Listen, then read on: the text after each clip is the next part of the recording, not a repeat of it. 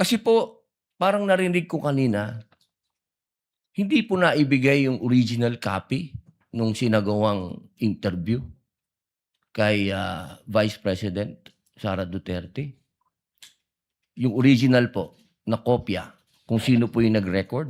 Wala po kayong affidavit? Meron po ba kayong affidavit na nakuha nyo? Yes sir, ako po yung ang inire-request po ng DOJ dyan is affidavit po nung nag-screen record, which is my affidavit, Your Honor. Meron po siyang affidavit?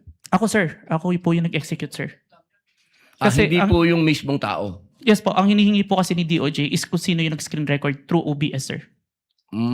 Hindi po yung mismong tao? Yes, Your Honor. Kayo lang po yung nag-affidavit? Yes, Your Honor. Pero meron po kayong pagkakataon ba na nakausap nyo yung tao at nagbigay siya ng affidavit? May I clarify, Your Honor, if sinong tao yung tinutukoy? Yung nag-record po? Ako po yung nag-record through OBS, sir. Hindi po. Yung mismong nag-record po kay Inday sa Vice President. Nakausap niyo po ba?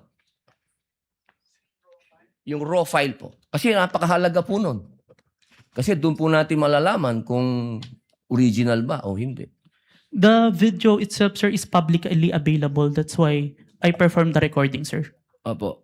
Pakisagot na lang po, mahal na saksi, kung nakuha niyo po ba yung original. Yung original, hindi po yung galing sa internet. The original, no, sir. Yun lamang po. Maraming salamat po.